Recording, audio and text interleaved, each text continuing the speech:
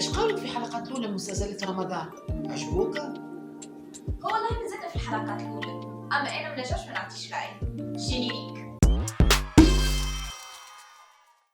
رمضانكم مبروك وسنين دايما. البارح بدينا في اول حلقات مسلسلات رمضان، والبدايه كانت مع مسلسل سباق الخير اللي انا شخصيا ضحكني، لكن شخصيه كريم الغربي اللي هي الباهي سباق الخير كان باش يوصل هكا نتصور ما باش يقعد حتى حد في المسلسل. زاده في ليلة سندريلا اللي ما فيهوش اعاده، يعني كان ما تفرجتش فيه في وقته ما تنجمش تعاود تتفرج فيه، لا يتعدى على منصه ولا يتعاود لا على اليوتيوب ولا حتى على قناة الوطنية. وبعد حتى تفرجت في المسلسل الدرامي الفلوجة اللي فيه برشا وجوه شابة ويطرح مجموعة من القضايا كما علاقة التلامذة بين بعضهم، علاقتهم مع المحيط التربوي، علاقتهم بوالديهم والكونفليت جينيراسيون وغيرها من القضايا.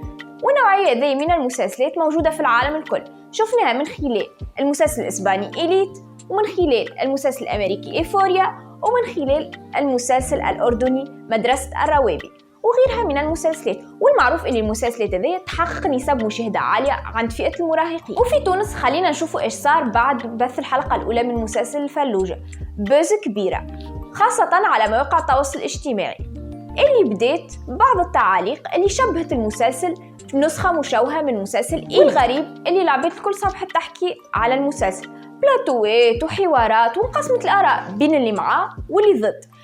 شفنا مثلا سمير الوافي اللي كان مع المسلسل وقال انه مجرد انعكاس للواقع، وفما اللي نقد المسلسل وقال كان امي تفرجت في المسلسل وانا صغير راهي ما خلتنيش نمشي نعمل. موجة الانتقادات للمسلسل اللي نذكركم اللي ما تعديت منه كان حلقه واحده، دخلت وزاره التربيه على وزير التربيه في تصريح للناس الديوان قال انه الوزاره ستتخذ كل الاجراءات اللازمه لمنع بث مسلسل فلوجه، مشيرا الى ان الاتصالات بينه وبين رئيسه الحكومه ورئيسه الجمهوريه انطلقت منذ ليله البارحه من اجل اتخاذ جميع التدابير اللازمه بخصوص هذا العمل التلفزي الذي وصفه بالسيء والمتدني، واعتبره يتنافى مع الاخلاق والمبادئ والقيم ولا يعكس ما تقوم به الأسرة التربوية من عمل جاد لفائدة أبناء تونس للارتقاء بوعيهم وتطوير نظام التدريس.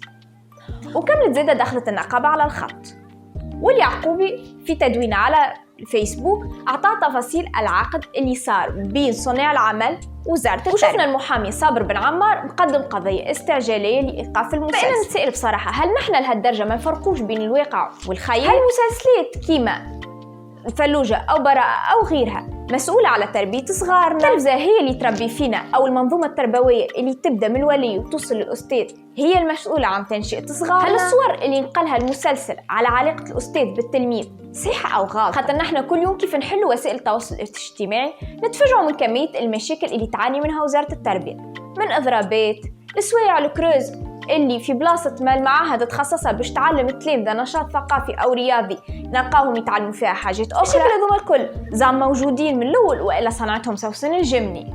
وفي الانتظار ما لازمش نحكموا على الكتاب من عنوانه، ولازم نعطيو للمسلسل فرصة، خاطر مازالت ما تعديت منه كان حلقة واحدة. وانت يا ولي كان خايف على صغيرك اللي في العادة وفي الأيام العادية عادي تليفون وخليه يتفرج في اللي يحب من غير رقابة، ننصحك باش ما تخليهوش يتفرج في مسلسل فلوجة واحميه وخاف عليه. صدقوني بالجدل اللي صار اليوم نسب المشاهدة هي نتمنى صناع العمل ما يخموش العمل بنظرة تشاؤمية ويكون فما نهاية على الأقل فيها شوية أمان.